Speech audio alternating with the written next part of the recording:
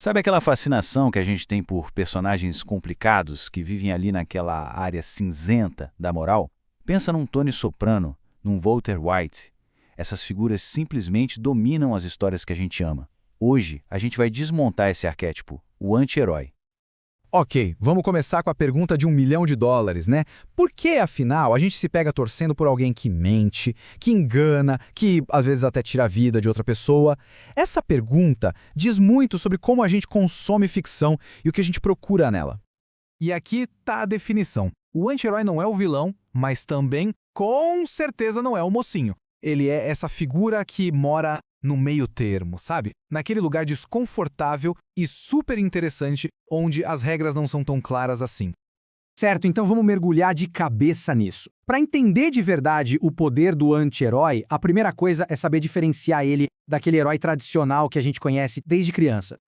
Olhando assim, de primeira, parece uma oposição bem simples, né? De um lado a luz, o altruísmo, a virtude. Do outro, a sombra, a imperfeição, o cinismo, mas o genial do anti-herói é justamente como essas características mais sombrias, por incrível que pareça, tornam ele mais humano. Agora, vamos aprofundar um pouco mais essa comparação. A diferença não está só na atitude, não. Está em toda a estrutura da personalidade deles, desde o que move cada um até o jeito que eles enxergam o mundo. O que é muito legal de ver aqui é como cada linha mostra um contraste fundamental. Onde o herói está pensando no bem de todo mundo, o anti-herói está focado no objetivo pessoal. Onde o herói tem um código de honra que não quebra por nada, o anti-herói tem uma moral que, bom, se adapta à situação. É uma filosofia de vida completamente diferente. Tá, mas como é que se constrói um personagem desses? Como é que se faz o público não só aceitar, mas torcer por alguém tão cheio de defeitos? Existem alguns ingredientes que não podem faltar nessa receita. Aqui estão os 3 pilares. Primeiro, a gente precisa ver uma vulnerabilidade, uma ferida que mostre que ele é humano. Segundo, ele tem que ter um código pessoal, mesmo que seja todo torto, que impede ele de ser só um monstro. E terceiro, ele tem que ser muito, mas muito bom naquilo que faz. E essa frase, nossa, ela ilustra o segundo ponto de um jeito brilhante, o tal do código de honra. Essa é a linha que ele não cruza. É o que permite que a gente pense, ok, ele faz coisas horríveis, mas ele tem um limite, e é isso que separa ele de um vilão comum. E aqui está o terceiro pilar. A gente perdoa um monte de falhas num personagem se ele for simplesmente excepcional no que faz. Pensa num médico arrogante que salva vidas, ou num detetive corrupto que resolve todos os casos. Ser mestre em alguma coisa gera um tipo de respeito que vai além da moral. Beleza, já vimos o quê e o como. Agora a gente vai para a parte mais funda, o porquê. Por que esses personagens têm um apelo tão forte que dura tanto tempo? A resposta está na psicologia de quem assiste. Exato. Porque uma figura tão falha consegue criar uma conexão tão poderosa? Não é só porque eles são durões, tem alguma coisa bem mais complexa acontecendo por baixo da superfície. Então o ponto central é este. Primeiro a gente se identifica.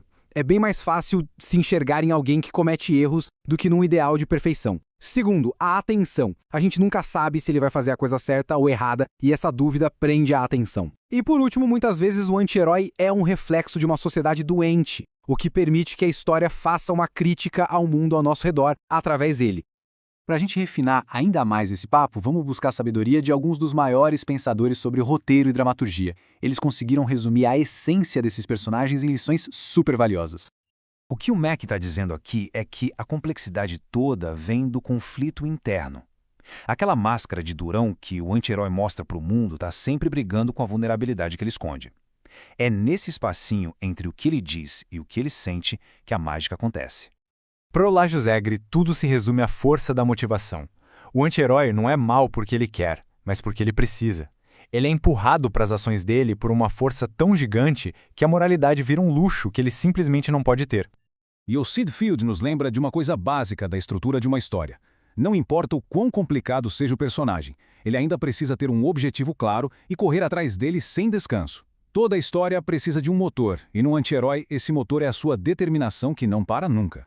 Então, para resumir de um jeito prático, os defeitos dele precisam ter uma causa, não podem ser do nada. Colocar ele para lutar contra um mal ainda maior faz ele parecer quase um herói por comparação. As ações dele têm que ter consequências de verdade, senão a história fica boba. E o mais importante de tudo, fuja do clichê do personagem sombrio só por ser cool. A escuridão precisa ter um porquê. E a gente termina com essa reflexão. Depois de analisar todas essas camadas, qual é aquele anti-herói que ficou aí gravado na memória? Pensar nisso ajuda a gente a entender o poder imenso desses personagens que a gente ama odiar ou odeia amar. Valeu por acompanhar essa análise.